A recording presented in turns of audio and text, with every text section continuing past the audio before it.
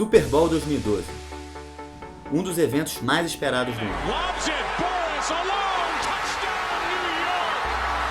Mais de 160 milhões de espectadores no mundo todo.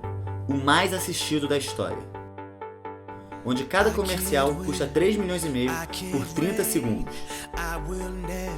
Empresas como Best Buy, Bud Light, Chevrolet, entre outros, anunciaram nessa edição. Mas alguém não poderia ficar de fora. Sim, o Banana Jack anunciou no Super Bowl. Mas só alguns felizardos conseguiram ver o que rolou no Banana esse dia. Ou melhor, participaram. Afinal, não foi um anúncio normal.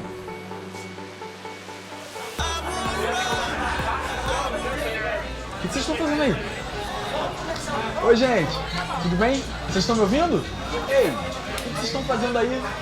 Oi, gente. Tudo bem? Vocês estão me ouvindo?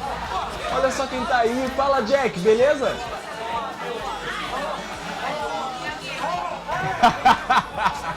Só você mesmo pra falar isso, cara. Olha só, eu ouvi que você vai sortear um Beer Bong hoje, é isso mesmo? O quê? Não é um Beer Bong, são 2 Beer Bongs? Irado! Galera, quem gostou disso, dá um grito e imita o Jack!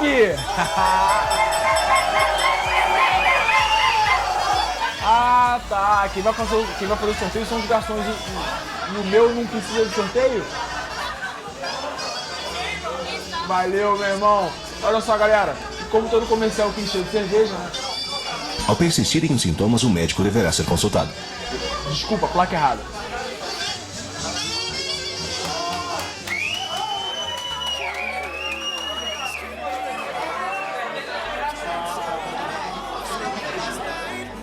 Resultado disso: 1,5 minuto de inserção de graça no Super Bowl, para 100 espectadores, boca a boca nas redes sociais, e 3 sortudos ficaram mais bêbados.